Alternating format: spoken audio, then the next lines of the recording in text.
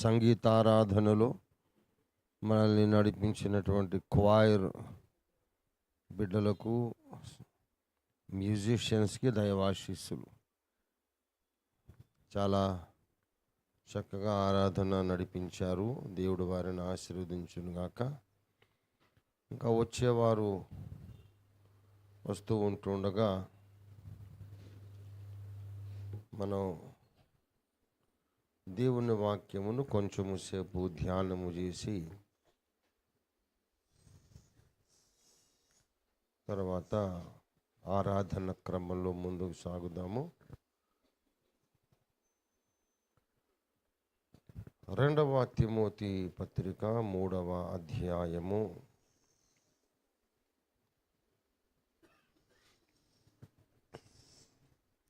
5వ వచనము మనము చదువుకుందాం. 2వ తిమోతి 3:5 నేనే చదువుతాను. ప్రారంభ వచనం.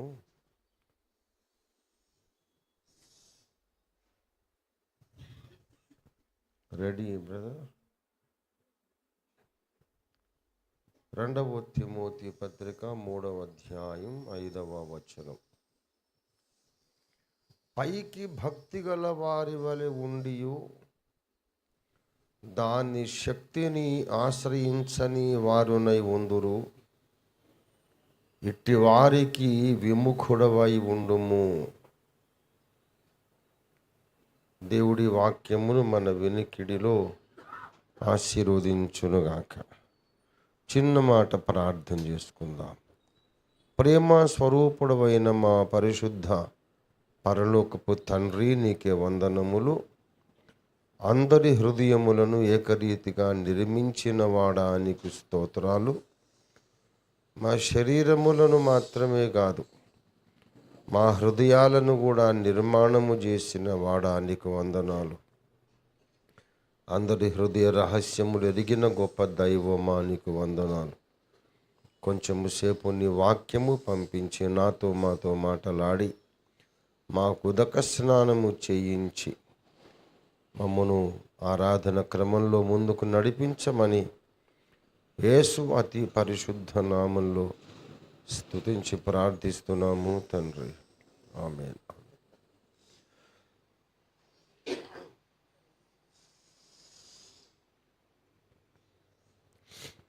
ప్రభునందు నాకు అత్యంత ప్రియులారా, విశ్వాస జీవితంలో కొన్ని ప్రాముఖ్యమైనటువంటి మానసిక ప్రక్రియలు ఉన్నాయి. విశ్వాస జీవితంలో మనం చేయాల్సిన,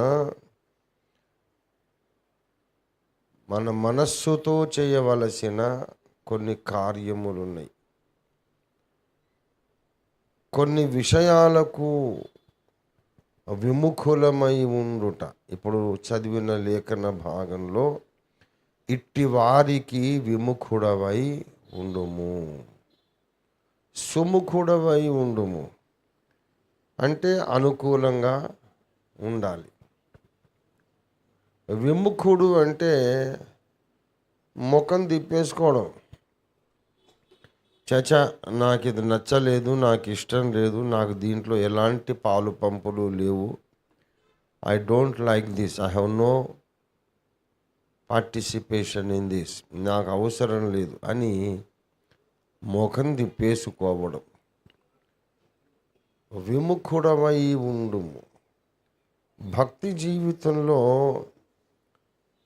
దేవభక్తి సాధనలో ఉన్న ఒక ముఖ్యమైన ప్రక్రియ, దేనికి పడితే దానికి తందాన తాను అనడం మనం మానేయాలి.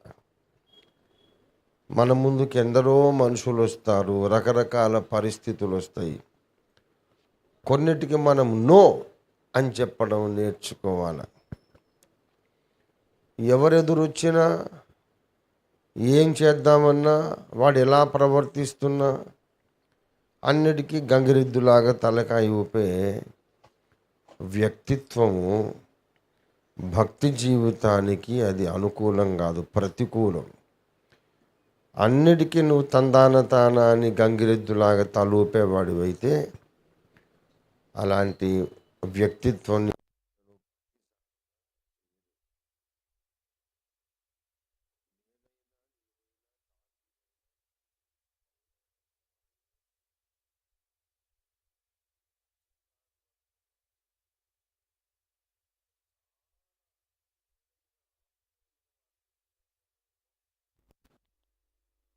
లాగా అనగలగాలి. కొన్నిటికి నో అని చెప్పడమే దేవభక్తి సాధనలో ఒక ముఖ్యమైన దినుసు, ముఖ్యమైన ప్రక్రియ. ఇట్టి వారికి విముఖుడవై ఉండుము. అంత్య దినములలో అపాయకరమైన కాలాలు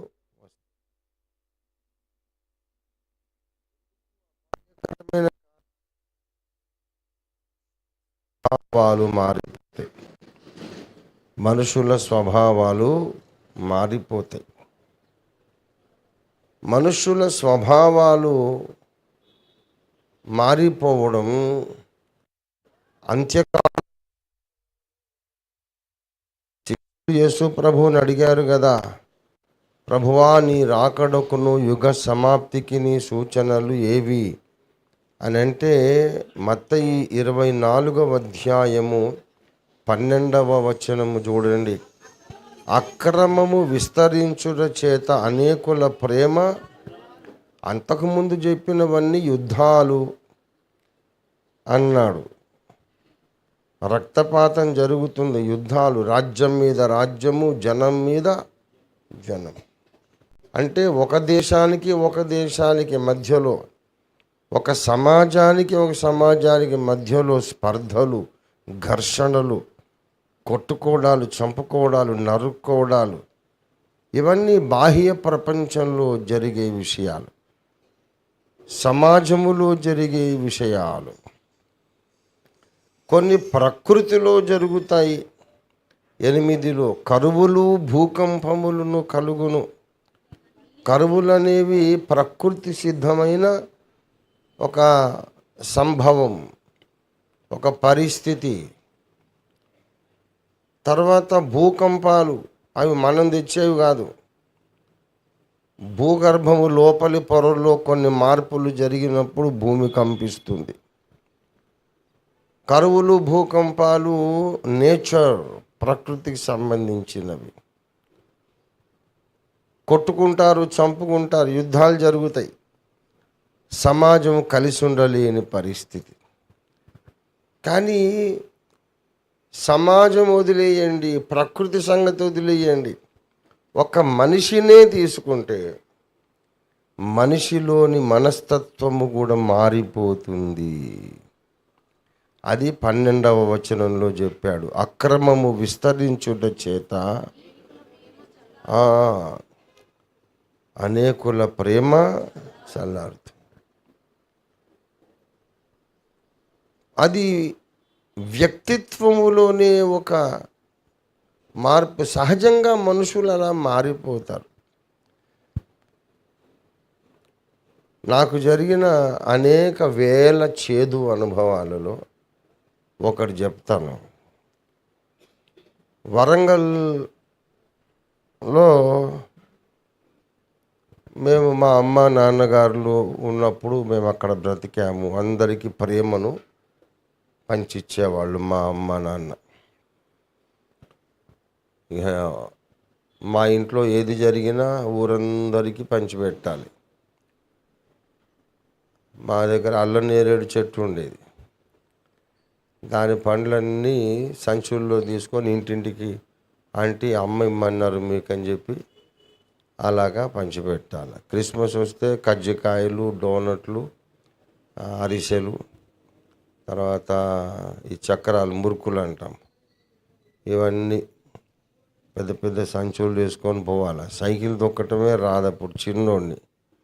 అడ్డంగా ఈ త్రికోణం సందులోంచి కాలేసి అటు కయించి అంటారు, అట్లా దొక్కుని కాళ్ళని అంతా తిరిగి పంచిపెట్టేది. ఎవరింట్లో పెళ్ళైనా మా ఇంట్లో పెళ్ళి అని అనుకునేది. అట్లాగంతా ఒక ప్రేమ నిండిన ప్రపంచంలో పెరిగాం. అదే మనస్సుతో హైదరాబాదుకొచ్చాం. అదే మనసుతో హైదరాబాదుకొచ్చాం. వరంగల్ అంటే మాకు అదే ప్రేమ. అదే మనుషులు, అదే ప్రేమ, అదే బిల్డింగులు, అదే ప్లే గ్రౌండు, అదే స్కూలు, అదే చర్చి.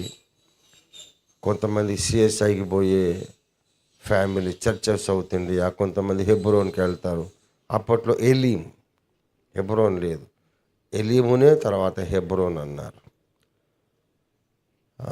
కొంతమంది బ్యాప్టిస్టు సంఘ సభ్యులు, అందరూ మా కుటుంబమే అనే ఆ వాతావరణంలో అలాగే పెరిగి అదే మైకంలో, అదే మత్తులో హైదరాబాదుకు వచ్చాం. హైదరాబాదుకు వచ్చిన తర్వాత కొంతకాలం అయిన తర్వాత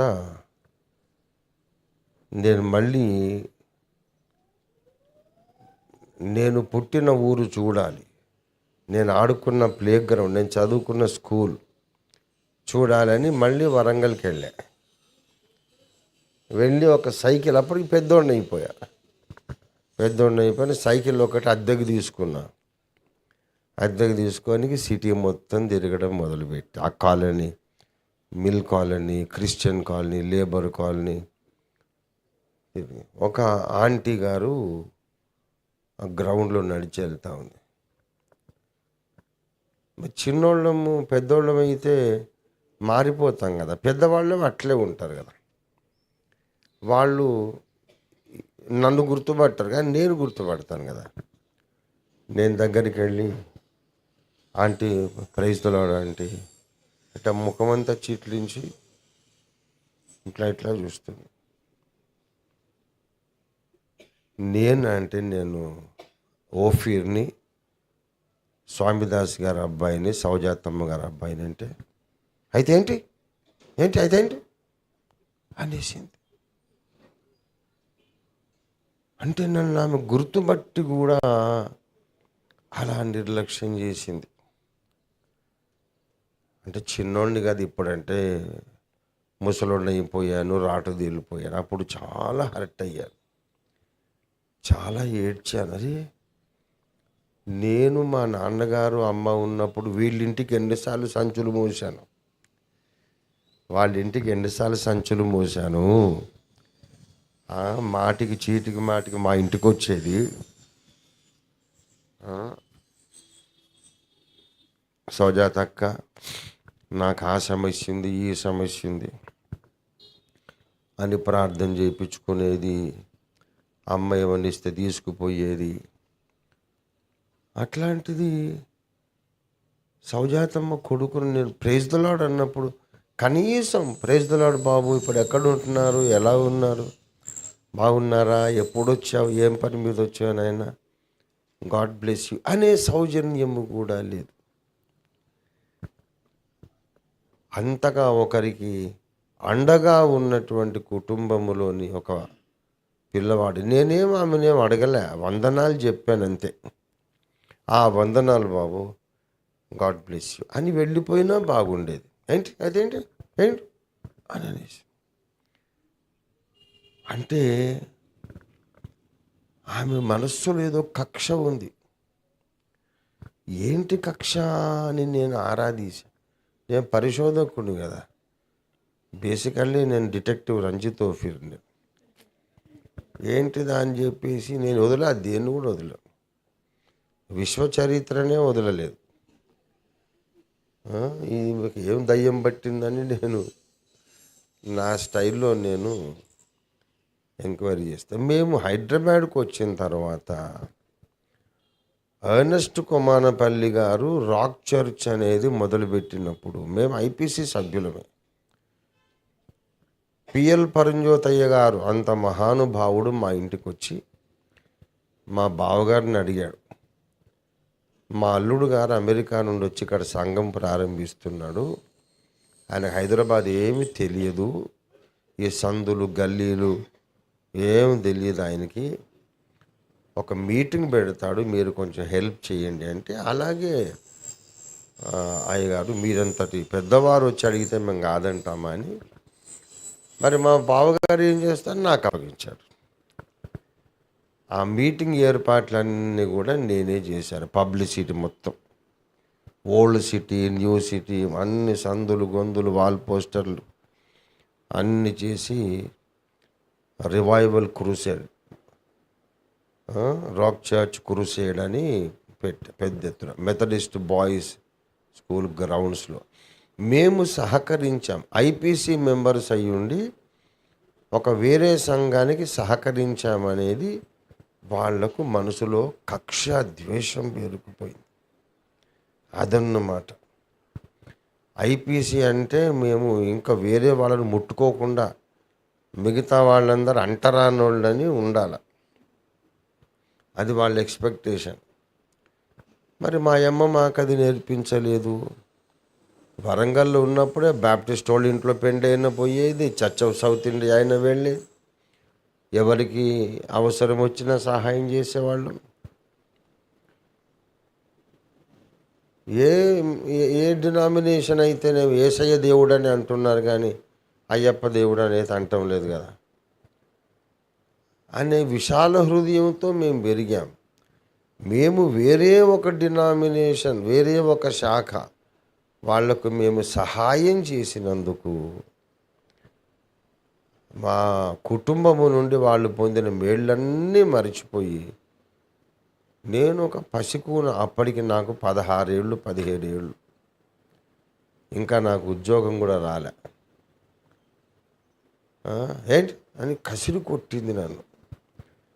హృదయంలో ప్రేమ లేదా, ఒక మృదుత్వం లేదా, ఒక ఆడ మనిషే కదా, ఒక అమ్మ మనసు లేదా, తల్లిని పోగొట్టుకున్నవాడిని నేను. మరి అంటే మనిషి మారిపోతుంది, మనిషి మారిపోతాడు.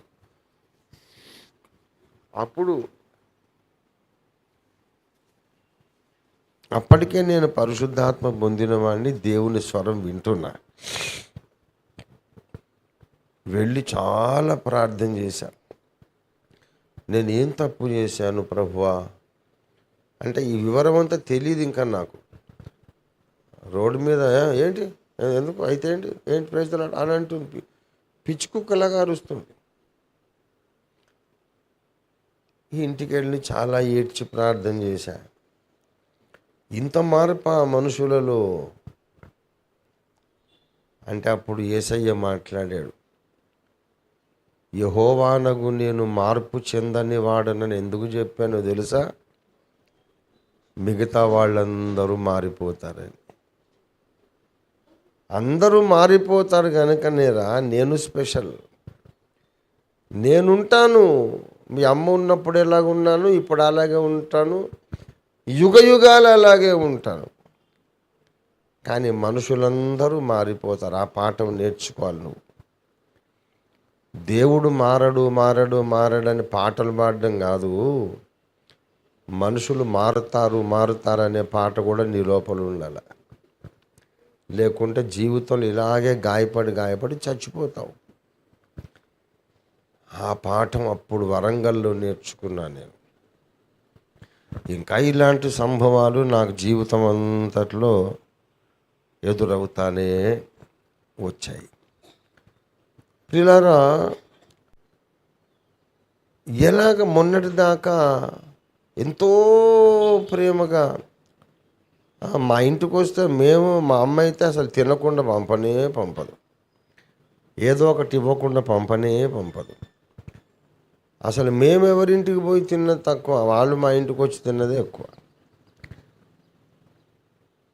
అలాంటి తల్లి తండ్రి ఇద్దరిని పోగొట్టుకొని నేను మళ్ళా వరంగల్కి పోతే అందరూ డ్రైగా, ఎవరో ఒకరిద్దరు తప్ప ఎవరు మమ్మల్ని చేర్చుకోలే. ఒకరిద్దరు చేర్చుకున్నారు. మా నవమణి చిన్నమ్మ అనే ఒక చిన్నమ్మ ఉండేది, వజ్ర చిన్నమ్మ అని ఒక చిన్నమ్మ ఉండేది, తర్వాత మా డేవిడ్ మామయ్య అని ఒక ఆయన, ఇట్లా 2-3 మమ్మల్ని చేర్చుకున్నారు. విల్సన్ అన్న నాకు అప్పుడు 100 రూపాయలు ఇచ్చాడు. నేను తీసుకోలే, ఆత్మాభిమానం గలవాడిని. వద్దులే అన్న వద్దని చాలా గింజుకుంటుంటే ఏం టోఫీలు అట్లా చేస్తావు, తీసుకోమని చెప్తుంటే అని కసిరాడు. ఏది పెద్దోడు అయిపోయావు నువ్వు? మీ నాన్న ఇస్తాం మేము తీసుకోలేదా?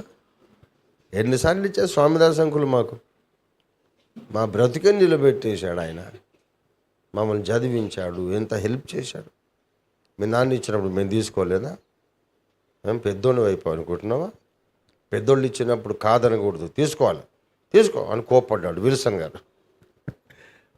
ఆయన కోపడితే నేను గతుక్కుమని, అయ్య బాబోయ్ ఇట్లా కూడా ఉంటుందా అని తీసుకున్నా. అలాంటి వాళ్ళు కూడా ఉన్నారు, తీసుకున్నాను. ఇప్పుడు వాళ్ళు విల్సన్ గారు, ఆయన వైఫ్ వినయాక్షమ్మ గారు, వాళ్ళు ఇప్పుడు లేరు. కాజీపేటలో ఇల్లు కట్టుకున్నారు, చేసిన తర్వాత వాళ్ళు దేవుని దగ్గరికి వెళ్ళిపోయారు, ఇప్పుడు లేరు. నేను సేవకు వచ్చేదాకా ఉన్నారు. బలంగా నేను దేవుని చేత వాడబడుతుండగా వరంగల్కి ఎప్పుడు పోయినా కూడా ఆ కాజీపేట ఆ బ్రిడ్జ్ పక్కనే వాళ్ళ ఇల్లు, వెళ్ళి వాళ్ళ ఇంట్లో టీ తాగి ప్రార్థన చేసి వచ్చేవాడు. దేవుడు వాళ్ళకు పిల్లల్ని ఇవ్వలే, అయినా వాళ్ళు ఏమి బాధ పెట్టు, దేవుడు ఇస్తే ఇచ్చాడు, లేకపోతే ఇవ్వలేదు, అంతే. ఇట్లాగే దేవుని దగ్గరికి వెళ్ళిపోతాం, పర్వాలేదు అని చెప్పి. అలాగే ఇద్దరు ఉన్నారు, వృద్ధులైనారు, తర్వాత చనిపోయారు, లేరు. అలాంటి వాళ్ళు కూడా ఉన్నారు. ప్రైజ్లాడు ఆంటీ అంటే ఏం ప్రైజ్లాడు అని కసిన పిచ్చి కుక్కలాగా అరిసిన వాళ్ళు కూడా ఉన్నారు. 100 రూపాయలు ఇస్తే తీసుకోకపోతే, రే ఏంట్రా తీసుకోవు, ఏం పెద్దోడు అయిపోయావు నువ్వు, తీసుకోవాలి, మర్యాద కాదు, పెద్దోళ్ళు ఇస్తే మీ నాన్న ఇస్తే మేము తీసుకున్నాం కదా అని. అలాంటి వాళ్ళు కూడా ఉన్నారు. మా అమ్మ తర్వాత అంత ప్రేమ నేను అనుభవించింది వజ్రమ్మ గారు. చెప్పాను కదా, మార్తా మరియల గ్రామమైన బేతనియా అని ఎలా బైబిల్లో రాయబడిందో, సౌజాతమ్మ వజ్రమ్మల గ్రామమైన వరంగల్ అని రాయొచ్చు అని టీకే థామస్ గారు అన్నారు వజ్రమ్మ గారు చనిపోయినప్పుడు. అంత దగ్గరగా మా అమ్మ, మా చిన్నమ్మ గారు ఉండేవాడు. అంత ప్రేమ మూట ఆమె. మా అమ్మ చనిపోయాక అంతగా ఆదరించింది. ప్రేమలు అసలే చల్లారు, మొత్తం ఒక్కరిలో కూడా ప్రేమ లేదని కాదు చెప్పేది, కానీ మెజారిటీ అలాగా జరుగుతుంది. ఎక్కడో ఒకడు ఉంటాడు, 100కి 1 ఒకడు ప్రేమ గల వాళ్ళు ఉంటారు. కానీ 99% అంత్యకాలములో సూచన ఏంటంటే ప్రేమలు చల్లారిపోతాయి. అనేకుల ప్రేమ చల్లారును. అంత్య దినములలో మరి లక్షణాలు ఎలాగుంటాయంటే 3వ వచనం, 3వ అధ్యాయం 3వ వచనం, 2వ తిమోతి 3:3, అనురాగ రహితులు. ఎవరి దగ్గరన్నా ఇంగ్లీష్ బైబిల్ ఉంటే కొంచెం చదువుతారా, లేకపోతే ఇంటర్నెట్ అయినా తీసి బైబిల్ చదవండి. 2 Timothy 3rd chapter 3rd verse.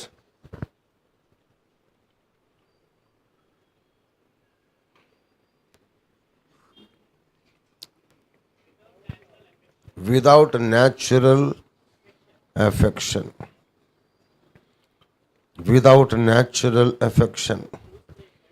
అనురాగరహితులు అంటే సహజముగా ఉండవలసిన ప్రేమాభిమానాలు ఉండని వారు.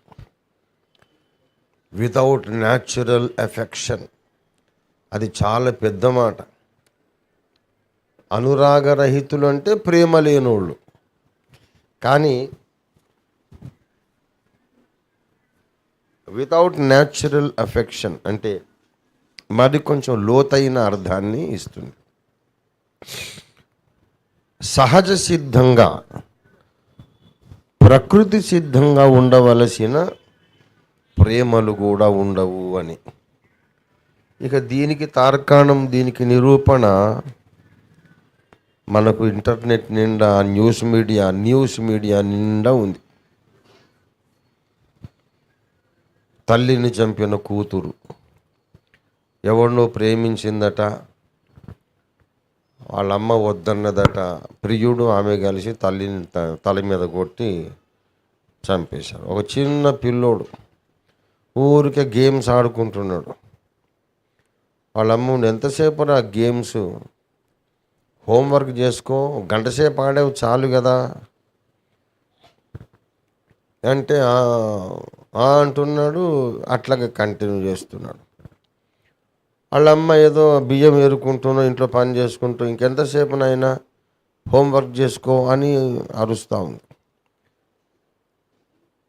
ఆఖరికి ఎంత చెప్పినా వినడం లేదని ఆ మొబైల్ తీసి పక్కన పెట్టి, చదువుకోరా, ఎంతసేపు అది పట్టుకొని ఆడుతూ ఉంటావు మొబైల్ గేమ్స్, మొబైల్లో ఎంతసేపు గేమ్స్ ఆడతావు ఇంటర్నెట్లో అని పక్కన పెట్టి వెళ్ళి బియ్యం ఏరుకుంటాం, రాళ్ళు ఏరుకుంటాం. వాడు పక్క రూమ్లోకి వెళ్ళి క్రికెట్ బ్యాట్ తీసుకొచ్చి ఆమె మాడి మీద గట్టి కొడితే చచ్చిపోయిందాం. ఇది ఫ్యాక్ట్. ఇది she died on the spot. తలకాయ పట్టమని కొబ్బరికాయలా పగిలిపోయి చచ్చిపోయింది. వాడు 7-8 సంవత్సరాలు వాడికి. ఇక ఇటువంటి ఎన్ని, గుంటూరు జిల్లాలో ఒక ఆమె కూతురుకు పెళ్లి చేసింది.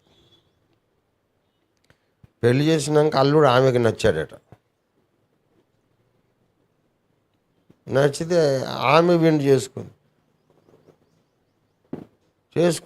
ఆ పెళ్లి పెద్ద ఎవరంటే ఈ కూతురే. ఇక మరి నా మీద లేదు, ఆయనకు మా అమ్మాయి ఇష్టమైందని ఏమైనా నిలబడి సరే కానివ్వండి అని చెప్పి పెళ్లి చేసేసింది. పేపర్లో న్యూస్ ఐటమ్స్ ఇవన్నీ. అంటే సహజ సిద్ధముగా ఉండవలసిన ప్రేమలు, అనుబంధాలు ఏవి ఉండవు. అంతా జంతువుల కంటే అధ్వాన్నంగా మారిపోతారు. ఇవన్నీ అసలు మనం నమ్మగలమా?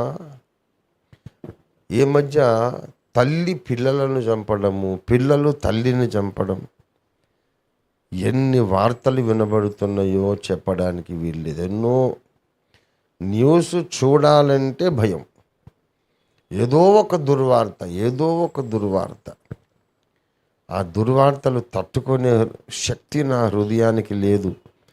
ప్రభువా, ఇవి విని చచ్చిపోతానేమో అనిపిస్తుంది నాకు.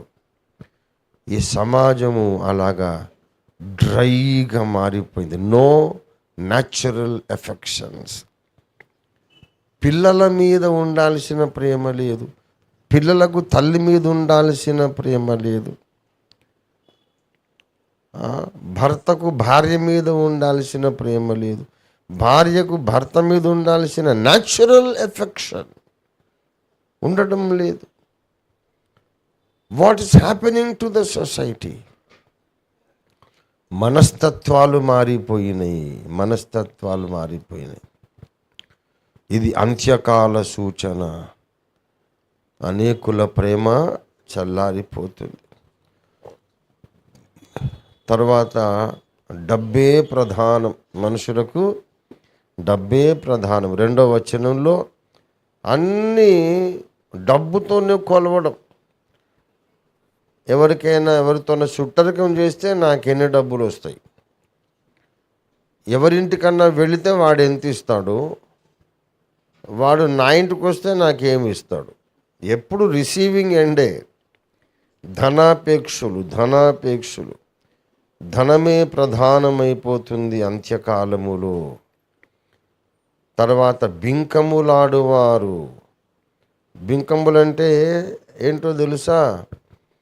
నేను మామూలుని కాదురా, ఏమనుకున్నావు నేనంటే అని తన్ను తాను హెచ్చించుకొని, నేనేదో గొప్పవాడిని, రే నాతో పెట్టుకోకు, నాతో పెట్టుకుంటే అయిపోతావు రావురే అని ఇలాంటి మాటలు చిన్న పిల్లలు మాట్లాడుతున్నారు. ఎందుకంటే ఈ సొసైటీలో జరిగే సంభాషణ అంతా వాళ్ళ అమ్మ నాన్నలు పలికే మాటలు ఆ పిల్లల లోపలికి వచ్చేస్తుంది. ఒక జనరేషనే కరప్ట్ అయిపోయింది. పెద్దలు కనబడితే, నాకు ఇప్పుడు 67, రేపు ఏప్రిల్లో నేను 68లోకి ఎంటర్ అవుతాను. పెద్దలు కనబడితే ఇప్పటికీ నేను వందనాలు చెప్పకుండా ఉండను.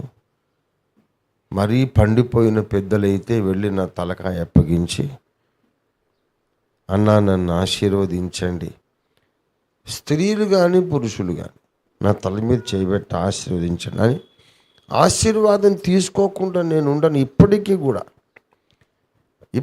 కూడా అది పెద్దలు నేర్పిన సంస్కారం.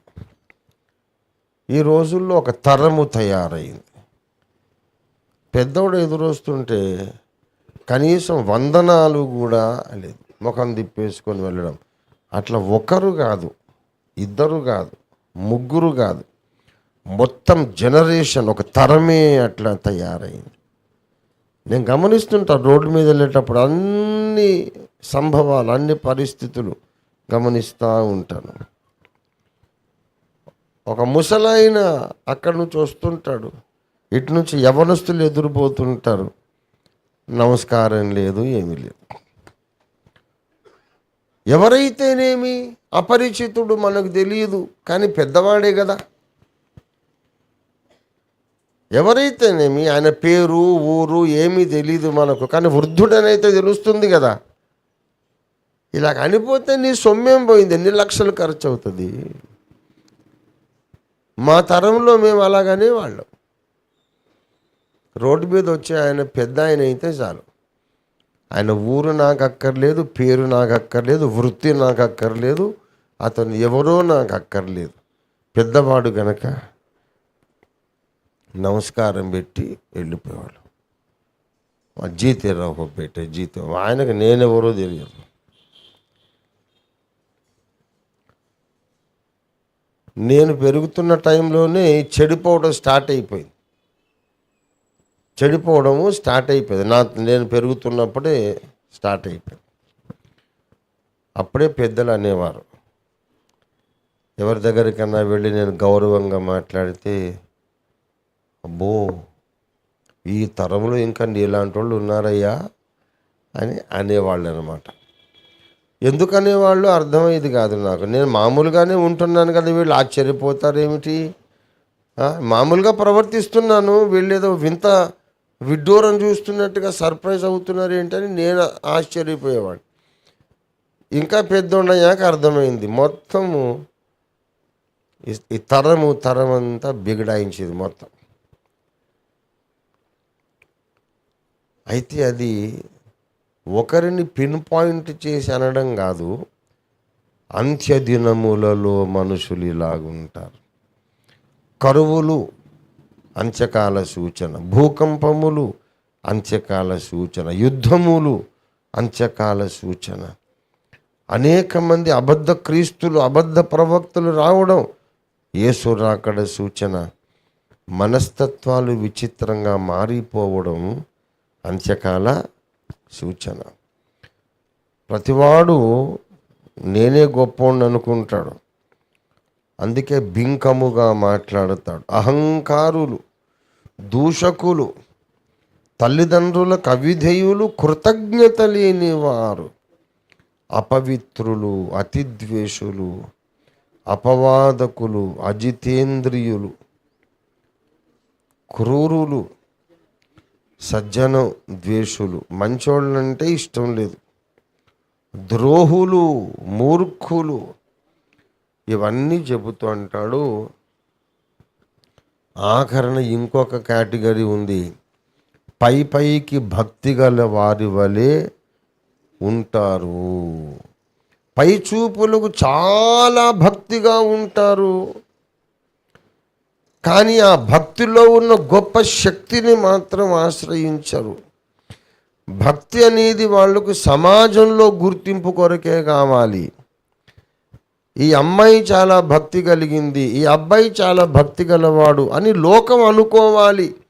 అందుకొరకు ఒక భక్తి వేషము, కొంత భాష, పలికే భాషలో మార్పు, వస్త్రధారణలో మార్పు. అయ్య బాబోయ్ చాలా భక్తిమంతులండి, భక్తిపరులండి అని లోకం అనుకోవాలి. కానీ ఒక సమస్య వచ్చినప్పుడు ఆ భక్తిలో గొప్ప శక్తి ఉన్నది, దాన్ని ఆశ్రయిద్దాం. భక్తిలో గొప్ప శక్తి ఉంది, దాన్ని ఆశ్రయించి నా సమస్య పరిష్కరించుకుంటాను అనే మనస్సు ఉండదు. నువ్వు భక్తుడివై ఏమి లాభం, భక్తురాలివై ఏమి లాభం? నీ హృదయంలో భక్తి ఉందనే నీకు తెలుసు. ఆ భక్తిలో గొప్ప శక్తి ఉందని కూడా నీకు తెలుసా? తెలుసుకోవాలి. ఆ భక్తి అనేది ఏదో సంగీతం సాహిత్యం లాగా ఏదో ఒక మామూలు విషయం కాదు. భక్తిలో అనంతమైన దైవశక్తి ఉంది. అది ఏ సమస్యనైనా పరిష్కరించగలుగుతుంది. నీ శత్రువులను నీకు మిత్రులుగా మార్చగలుగుతుంది. చీకటిని వెలుగ్గా మార్చగలుగుతుంది. నీవున్న ఇరుకును విశాలతగా మార్చగలుగుతుంది. నీ భక్తిలో ఉన్న శక్తిని నీవు వాడుకొని, నీ భక్తిలో ఉన్న శక్తిని ఉపయోగించుకొని సమస్యలు పరిష్కరించుకోవాలి. అయితే అదంతా ఎవడు పెట్టుకుంటాడండి అంటే మళ్ళీ ప్రార్థన చేయాలి, ఉపవాసాలు ఉండాలి, కొన్ని చెడ్డ సంగతులకు దూరం ఉండాలి, నన్ను నేను తగ్గించుకోవాలి, ఇదంతా ఎవడు చేస్తాడు అని భక్తి మాత్రం ఒక వేషము, ఒక నాటకంలాగా చేస్తారు తప్ప దాని శక్తిని ఆశ్రయించకుండా సమస్య వచ్చినప్పుడు మామూలు మనుషుల్లాగానే పరిష్కారాలకు పరిగెడతారు. అధికారుల దగ్గరికి, కోర్టులకు, సొంత నిర్ణయాలు తీసుకోవడం, సమాజంలో పెద్ద మనుషుల దగ్గరికి వెళ్ళడం, ఎక్కడికైనా వెళుతారు, దేవుని దగ్గరికి రారు. ఎక్కడికైనా వెళుతారు, భక్తి లోపల ఉన్న శక్తిని ఆశ్రయించరు. ఇది అంత్య దినములలో మనుషుల లక్షణం. అలాంటి వాళ్లకు నీవు విముఖుడవై ఉండు. అట్లాంటి వాళ్ళు నీకు కనబడితే నువ్వేం చేయాలి చెప్పు? ముఖం తిప్పేసుకో. అది పాఠం. అది పౌలు తిమోతికి చెప్పిన పాఠం. దయచేసి గమనించాలి. పౌలు తిమోతికి ఏం చెబుతున్నాడు? అటువంటి వాళ్ళు కనపడితే నీవు ముఖం తిప్పేసుకో. అలాంటి వాళ్ళు కనబడితే నీవు విముఖుడవై ఉండు. ఎవడైనా గర్విష్టి వాడు కనబడితే ముఖం తిప్పేసుకో. ప్రేమ చల్లారిన వాడు కనబడితే ముఖం తిప్పేసుకో. అనురాగరహితుడు, న్యాచురల్ ఎఫెక్షన్ లేనివాడు కనబడితే ముఖం తిప్పేసుకో. భక్తి నాటకం ఆడుతూ దాని శక్తిని ఆశ్రయించని వాడెవడైనా ఉంటే కనబడితే వాడితో చెలిమి చేయొద్దు, ఫ్రెండ్షిప్ చేయొద్దు, చేతులు కలపొద్దు, ముఖం తిప్పేసుకో. పెద్దలను గౌరవించని వాళ్ళు ఎవరైనా ఉంటే ముఖం తిప్పేసుకో. విముఖుడవై ఉండుము. అట్లాంటి వాళ్ళు కనబడితే ముఖం తిప్పేసుకో. ఇది పౌలు తిమోతికి చెప్పిన మాట. ఇప్పుడు నేను మిమ్మల్ని అడుగుతున్న ఒక మాట ఏంటంటే, అట్లాంటి వాడు కనపడితే మనం ముఖం తిప్పేసుకోవాలి. కానీ ఆ లక్షణాలు మన లోపలనే ఉంటే మరి అప్పుడు ఏం చేయాలి? ఇదొక లోతైన సమస్య, చాలా సీరియస్ ప్రాబ్లం. భక్తిలో ఉన్న శక్తిని ఆశ్రయించాలి అనే ఆశ నీలోనే లేకపోతే నువ్వు ఎవరికి ముఖం తిప్పేసుకుంటావు? స్వార్థము ఎక్కువైపోయిన పరిస్థితి నీలోనే ఉంటే నువ్వెవరికి విముఖుడవవుతావు? కృతజ్ఞత లేని తనం ఇంకొకరిలో ఉంటే నువ్వు ముఖం తిప్పేసుకోవచ్చు. నీలోనే కృతజ్ఞత లేని స్వభావం ఉంటే, నీలోనే బింకములాడే స్వభావం ఉంటే, నీలోనే సజ్జన ద్వేషము ఉంటే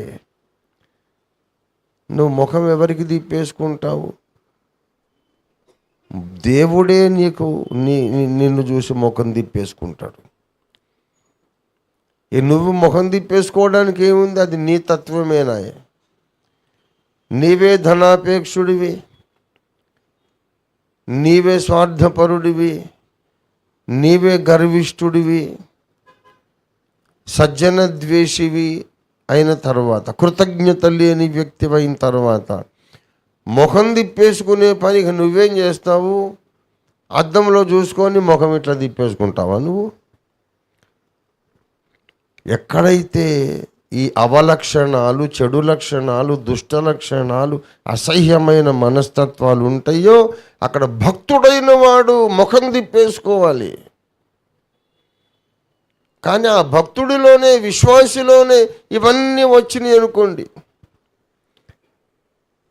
అప్పుడు దేవుడే వాడిని చూసి ముఖం తిప్పేసుకుంటాడు. ఇది చాలా ప్రమాదకరం. మీరు ఏమనుకుంటారు? మనం సజ్జన ద్వేషులమైతే, కృతజ్ఞత లేని వారమైతే, ప్రేమ చల్లారిన వాళ్ళమైతే,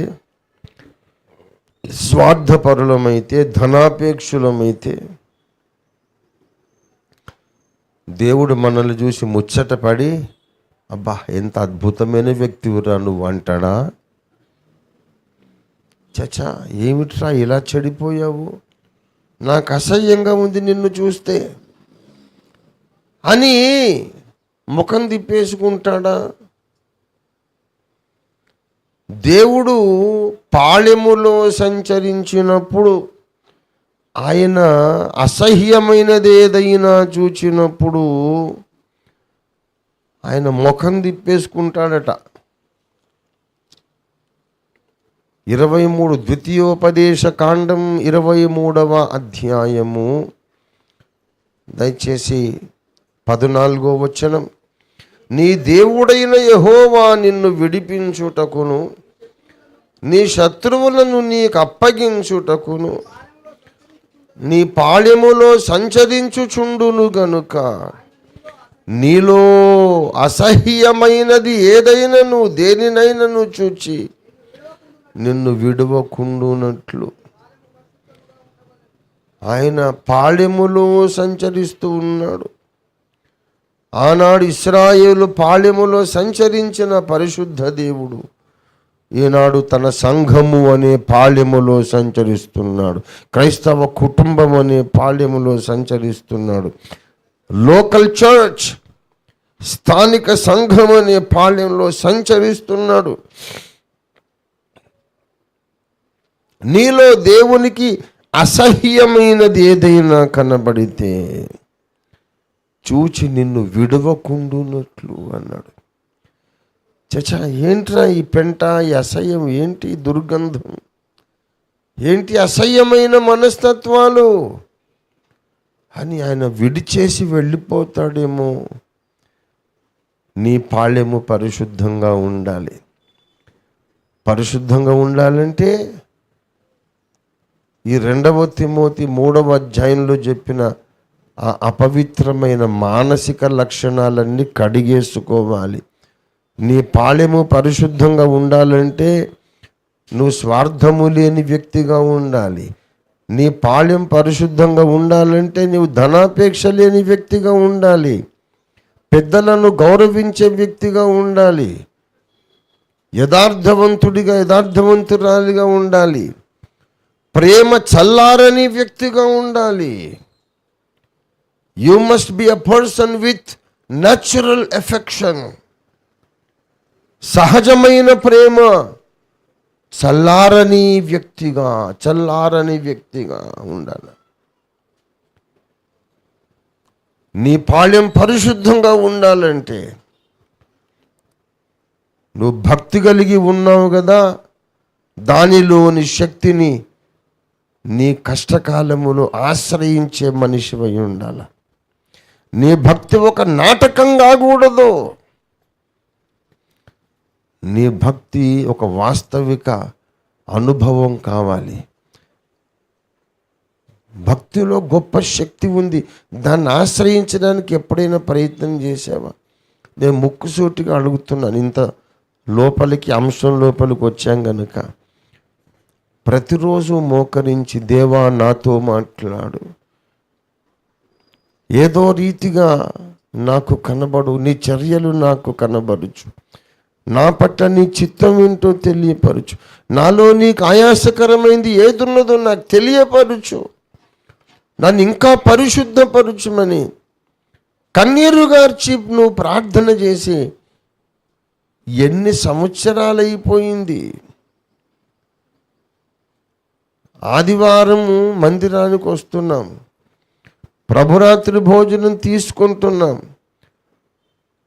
అంత మాత్రాన పోస్ట్ గ్రాడ్యుయేషన్ అయిపోయాం, డాక్టరేట్ వచ్చేసింది, ఇంకా కెరూబుల కంటే మనమే ఎక్కువ అని విర్రవీగవచ్చా?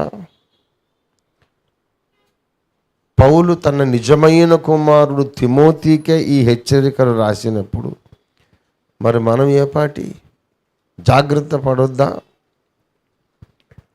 అసలు మోకరించి ప్రార్థించి ఎంతకాలమైంది? బైబిల్ చదివి ఎంతకాలమైంది? దేవుని సన్నిధిలో ఒంటరిగా నీవు స్వపరీక్ష చేసుకొని దేవుని ముఖకాంతిలో నీ లోపములను కనుగొని కన్నీరు కార్చి ఎంతకాలమైంది?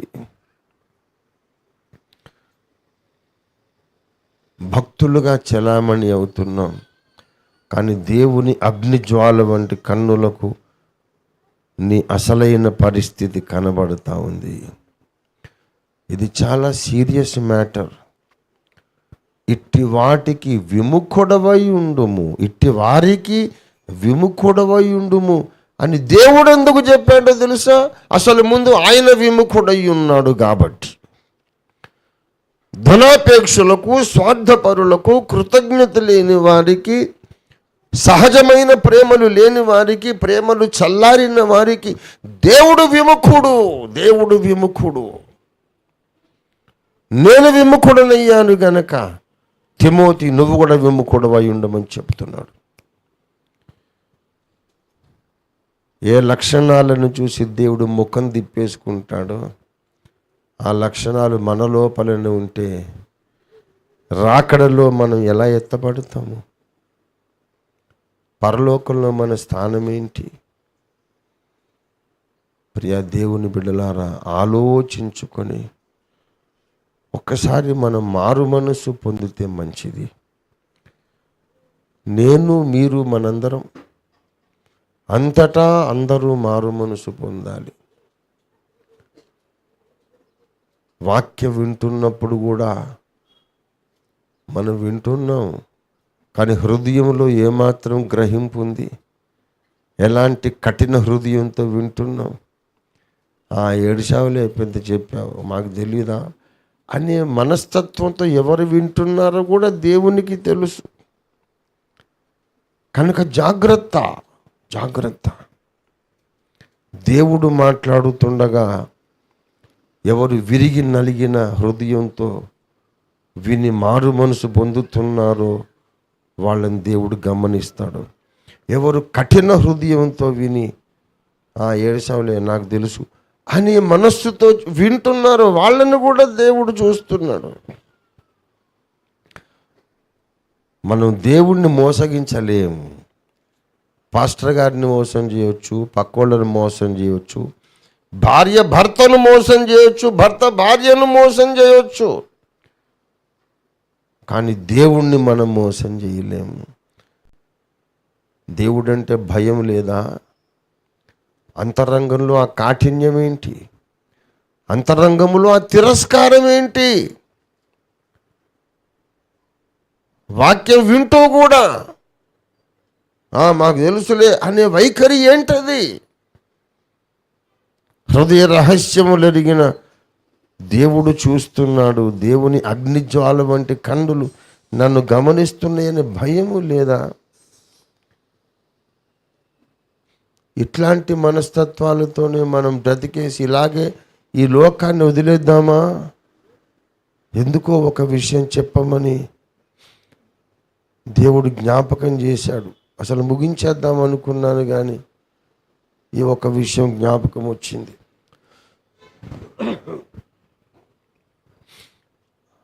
అకాల మరణాల యుగం ప్రారంభమైంది.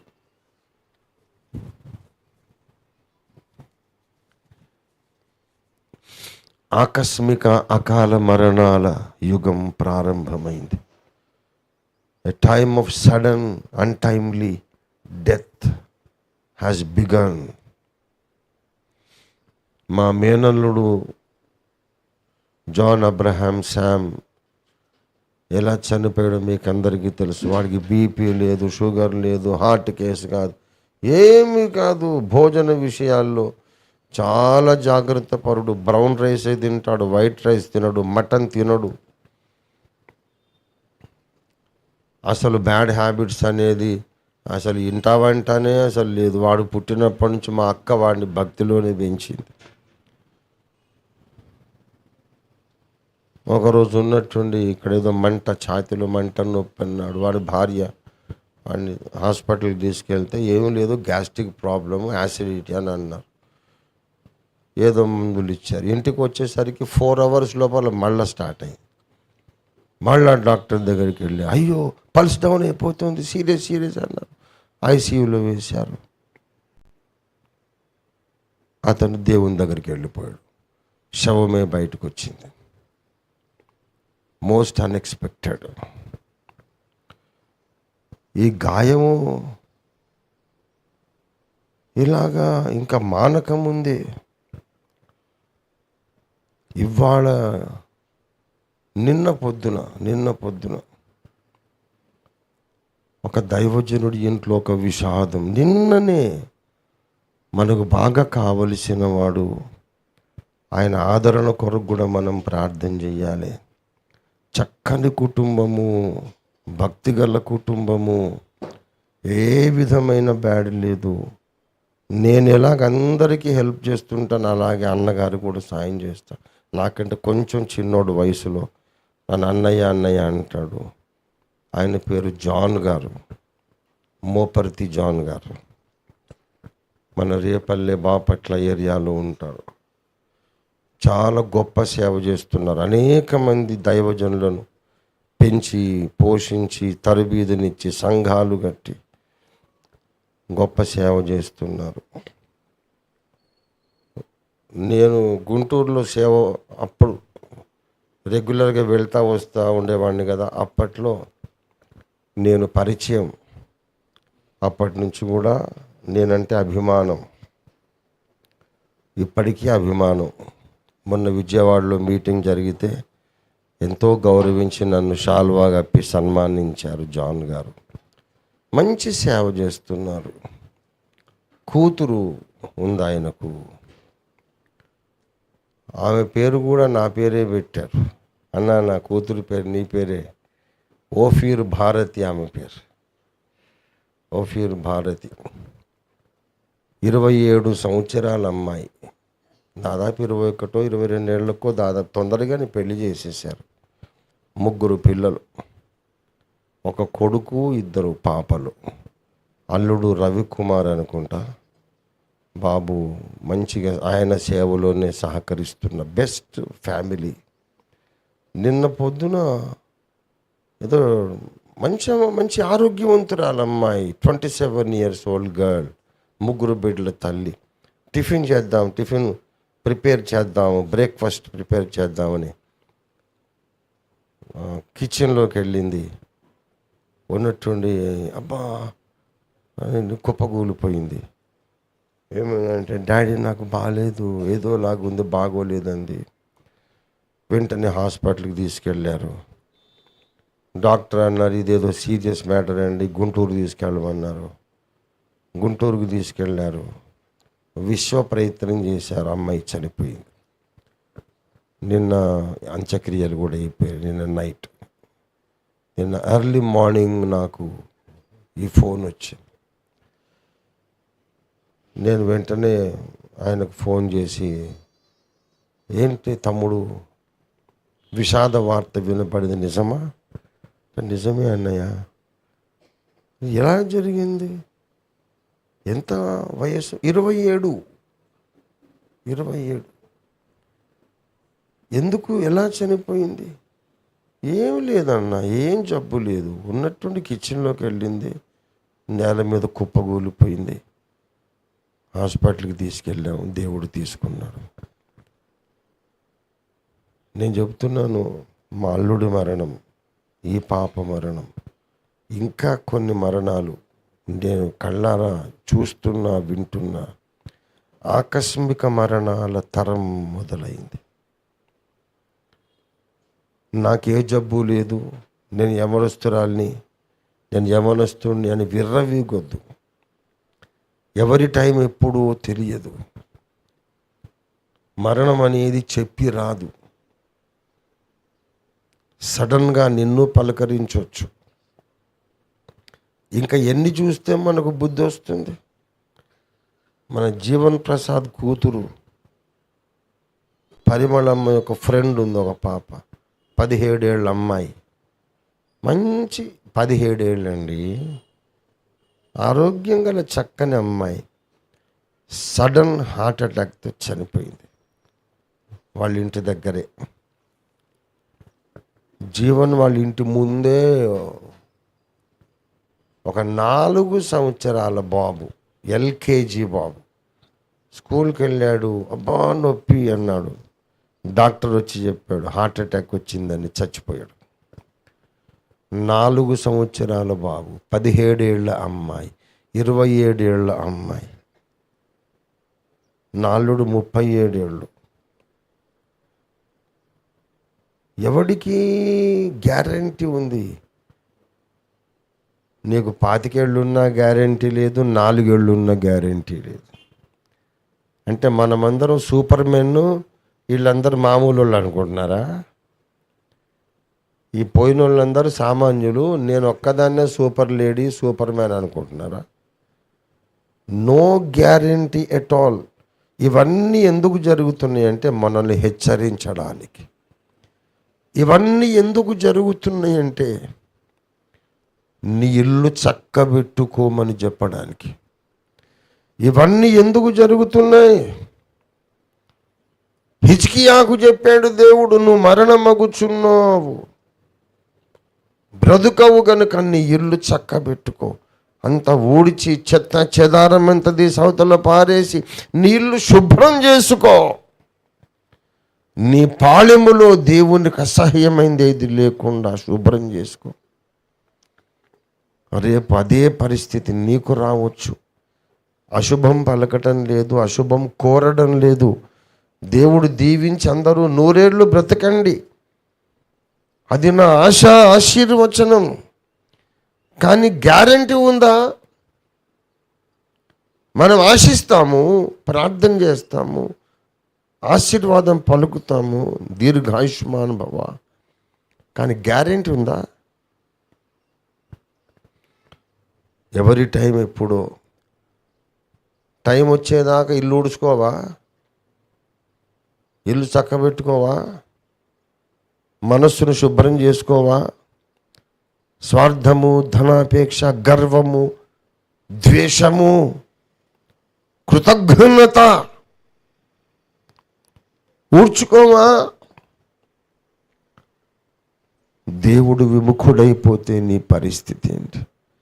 మారు మనసు పొందుదామండి, మారు మనసు పొందుదాం. ఏం డబ్బులు ఖర్చు కావు, డబ్బులు ఖర్చు కావు, కొన్ని కన్నీళ్ళు ఖర్చు అవుతాయి అంతే. కొంత టైం, హృదయపూర్వకమైన ప్రార్థన, మారు మనసు పొందటానికి అంతకంటే ఏం ఖర్చు లేదు. మన ఇల్లు చక్కబెట్టుకోగలిగితే మనం ధన్యులం. లేకపోతే సంచరించి పాళెములో అందరినీ గమనిస్తున్న దేవుడు మనలో ఏదైనా అసహ్యమైనది చూచి మనల్ని వదిలేస్తే మన నిత్యత్వం ఎక్కడ? రాకడలో మన పరిస్థితి ఏంటి? ఒకవైపు యేసు రాకడ సూచనలు గల్ఫ్లో నెరవేరుతున్నాయి, గంట మోగుతోంది, గణగణగణమని అలారం మోగుతోంది, యేసు వస్తున్నాడు. ఇంకెప్పుడు శుభ్రం చేసుకుంటాం? ఇల్లు ఎప్పుడు ఊడ్చుకుంటాం? చెత్త చెదారం అంతా అలాగే పెట్టుకొని మేము పెద్ద భక్తులమని చలామణి అయిపోదామా? నీలోని అవలక్షణాలకు నీవే విముఖుడు కావడమే మారు మనస్సు. నీలోని చెడు లక్షణాలను నీవు ద్వేషించకపోతే దేవుడే నిన్ను ద్వేషిస్తాడు, దేవుడే విముఖుడవుతాడు. అంతకన్నా డిజాస్టర్ ఉండదు.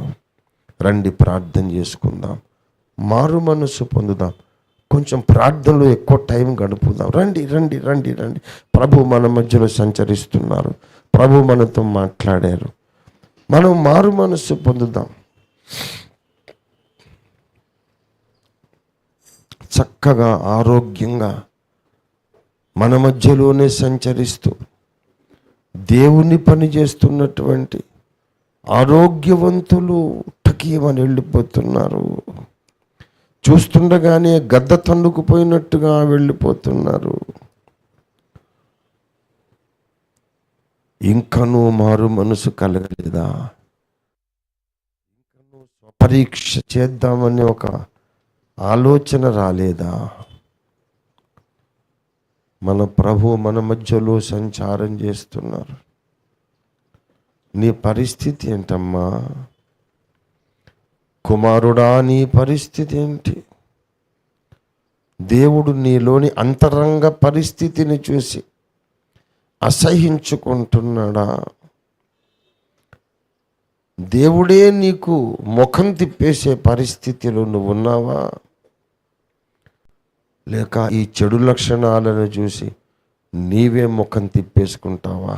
నీవే మారు మనసు పొందుతావా?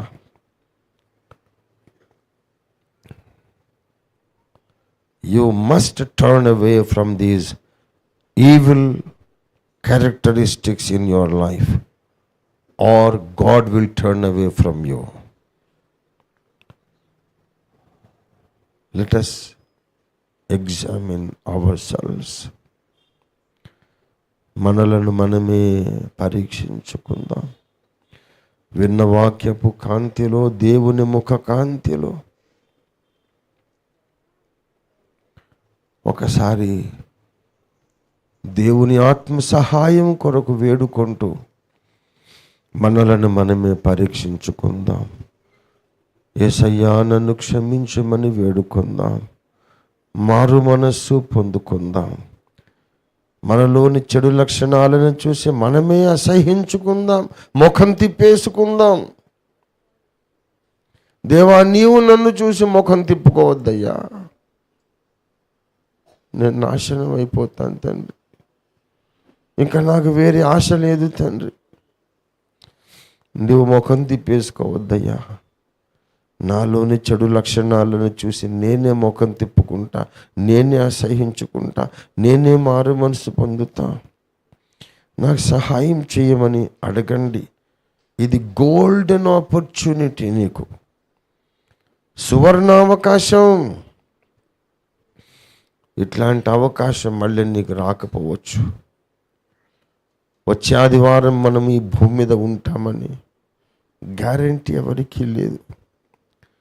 చక్కనైన బిడ్డలు, మంచి విశ్వాసులు, సేవకులు, సేవకురాండ్రు వెళ్ళిపోతున్నారు. నువ్వు ఇంకా ఉన్నావు. ఎందుకున్నావు? ఏదో గొప్పదానివని, గొప్పోడివనా? నీ ఇల్లు ఇంకా నువ్వు చక్కబెట్టుకోలేదని, చాలా చెత్త చెదారంలో జీవిస్తున్నావని, దేవుడిచ్చిన సమయాన్ని సద్వినియోగం చేసుకోవా? దేవుని ముఖ కాంతిలో, దేవుని వాక్య వెలుగులో కొద్ది నిమిషాలు సీరియస్గా మనల్ని మనం పరీక్షించుకొని హృదయపూర్వకంగా ప్రార్థన చేద్దాం. యేసయ్యా నన్ను క్షమించు. నాలో ఉన్న చెత్త చెదారమంతా, మురికి కల్మషమంతా కడిగేసుకోవడానికి, ఊడ్చి చెత్త అవతల పారవేయడానికి, దహించడానికి నాకు సహాయము చేయి. నా పాళెములో నీవు తిరిగినప్పుడు నీకు అసహ్యమైనది ఏ ఒక్కటి లేకుండా నా పాళెమంతా పరిశుద్ధంగా ఉండునట్లుగా నన్ను సిద్ధపరచు తండ్రి. నేను సిద్ధపడగోరుచున్నాను.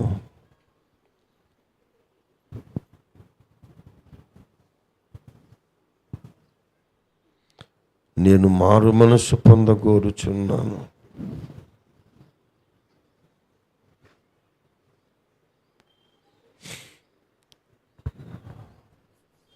నువ్వు మరణమగుచున్నావు, నువ్వు బ్రతుకవు కనుక నీ ఇల్లు చక్కబెట్టుకోమని దేవుడు హిజ్కియాకు చెప్పాడు. అప్పుడే చంపేస్తావా తండ్రి అని ఏడ్చాడు. కానీ 15 ఏళ్ళు ఆయుష్ ఇచ్చినా ఇంకా ఇల్లు చక్కబెట్టుకోలేకపోయాడు. 15 ఏళ్ళ ఆయుష్కాలం పొంది కూడా దాన్ని సద్వినియోగం చేసుకోలేదు, ఇల్లు చక్కబెట్టుకోలేదు. ఇశ్రాయేలు మీదకి ఉగ్రతను తెచ్చాడు. దేవుడు ప్రతిరోజు ఎక్స్టెన్షన్ ఇస్తానే ఉన్నాడు. ఇల్లు చక్కబెట్టుకుంటున్నావా నువ్వు? అసలు ఏదో గాలికి అలా బ్రతికేస్తున్నావా? Life is a very serious matter. Don't take it too easy. Take it easy policy అనేది నీకు క్షేమకరం కాదు. జీవితం అనేది చాలా గంభీరమైన విషయం. దీన్ని ఎలా గడుపుతున్నావో ఇక్కడ నువ్వు కన్ను మూసి పైకి వెళ్ళిన తర్వాత దాని పర్యవసానం అనుభవిస్తావు, యుగ యుగాలు అనుభవిస్తావు, నిత్యత్వం అంతా అనుభవిస్తావు. జీవితం చాలా గంభీరమైనది, విలువైనది. రక్షణ పొందావు, స్వార్థం నశించిందా? రక్షణ పొందావు, ధనాపేక్ష నశించిందా? రక్షణ పొందావు, గర్వము నశించిందా? రక్షణ పొందావు, నీలో దేవుని ప్రేమ మండుతున్నదా లేక ఉన్న ప్రేమ చల్లారిపోయిందా? ఏంటి నీ పరిస్థితి?